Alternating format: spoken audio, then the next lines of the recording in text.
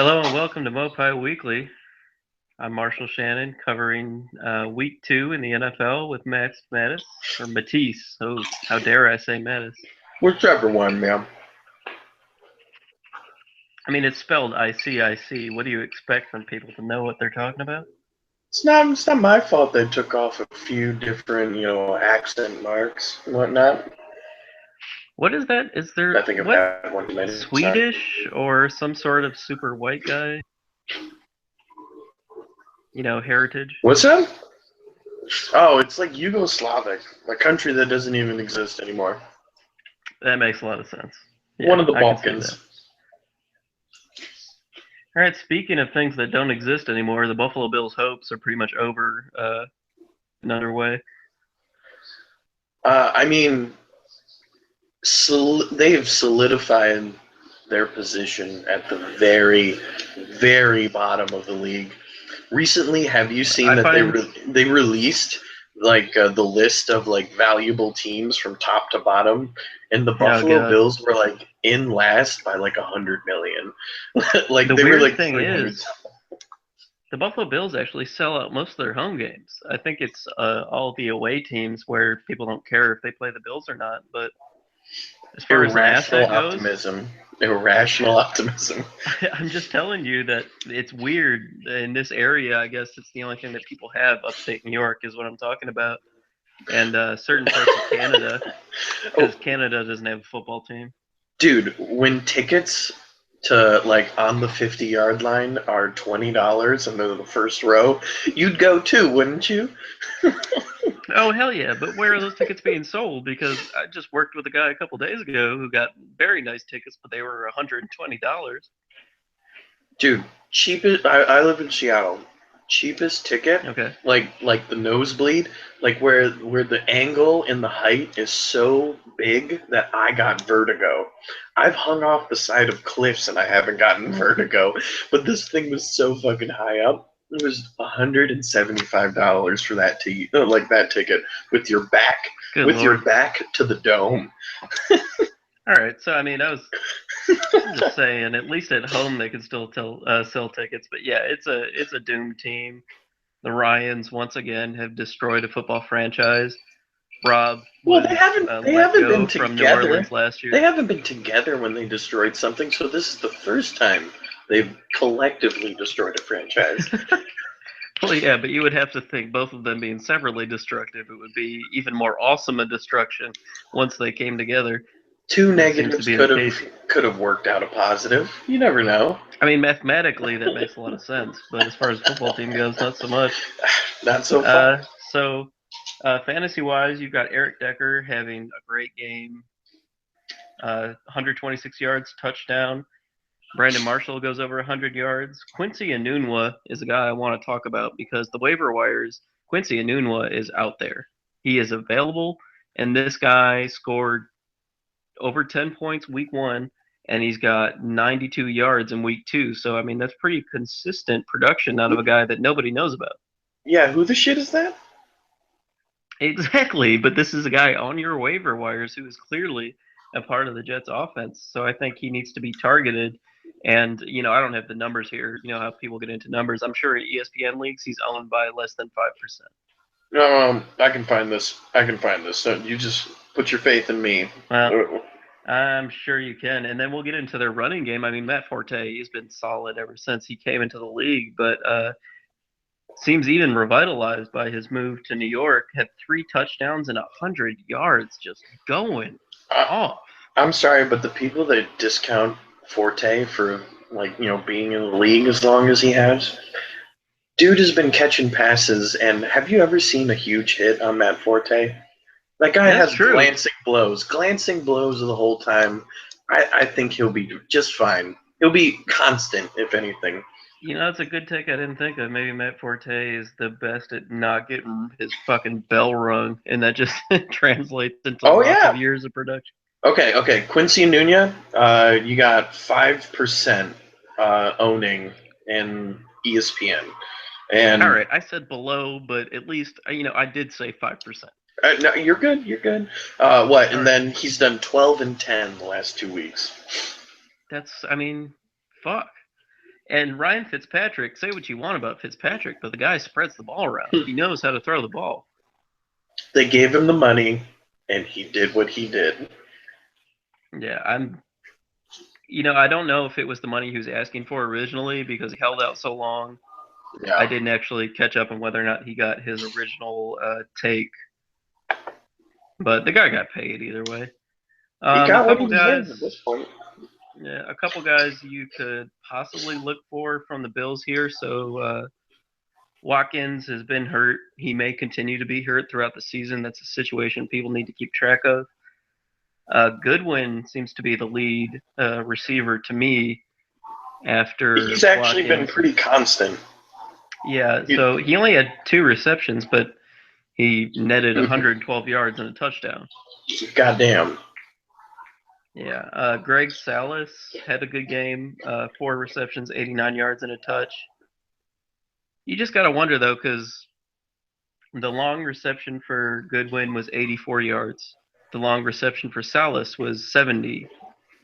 And those were both scoring plays. So can you count on these receivers to get, a 70-yard touchdown every week?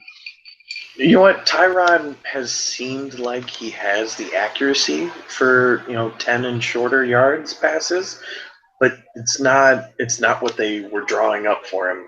So maybe actually firing the offensive coordinator, they'll start drawing things up for those short moving passes, within the 10-yard mark.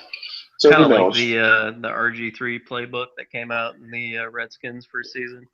Well, maybe Tyrod will actually slide instead of trying to stand up and take the hit. Who would have thunk it?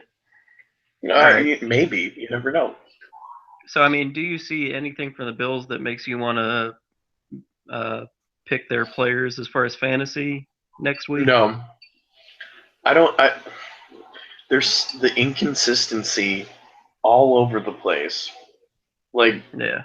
Goodwin has been decent, but just on, I think he's had like 5, 6 receptions in total over 2 games. I'm not betting anything on that. No way. No, it's certainly hard to count on. I think I still feel good about LaShawn McCoy. Next week's going to be tough In against what the Cardinals way? defense that's very strong. I mean, LaShawn McCoy got 12 points the first week, 8 points the next week. He's the bell cow back. He's getting He tons is of sitting carries, next tons of week. receptions. You should sit him next week, man. Cardinals defense, he's not getting over 5 yards with that secondary still playing up there.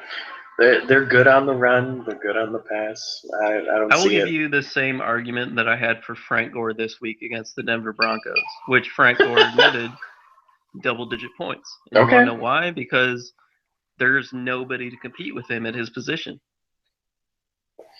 But he can catch, Devontae and he's Freeman, a really good runner. And LaShawn McCoy is an extremely good runner and can catch out of the backfield. What are you talking about? Ever since he moved to Buffalo, have you seen that kind of same running or the big holes that he had down in Dallas with their offensive line? No. You're thinking of Philly, and no, I didn't see the Shit. same thing. Yeah, it's all right. I didn't see the same thing. You're right, but there's just no longer backfields with one committed guy who's getting all the looks. Yeah. And I think that as long as LaShawn McCoy continues to be that role, you just have to ride it out. All right, we spent an enormous amount of time on fucking Jets and Bills. Dude, speaking of which, where is DeMarco Murray now? He's in Tennessee. Yeah, and he's actually a very hot fantasy player right now. Why don't we, let's jump into Tennessee and Detroit. This was a close game, and Tennessee ended up winning on a last-second interception. Yeah. Matt Stafford actually looks like a quarterback without Calvin Johnson. I'm surprised. Call me flabbergasted. Well, and Matt Stafford was a guy that I really think was going to be strong this year, but 260 yards, only 1 touchdown and 1 interception. It's actually, not a lot of fantasy points, only threw about 50% completion rate. Whoa. He had Calvin Johnson and maybe, Jones was okay. Eric Ebron as their tight end. What? I know they have they have Anquan and everything, but like what? He doesn't have a ton of help after Calvin No, left.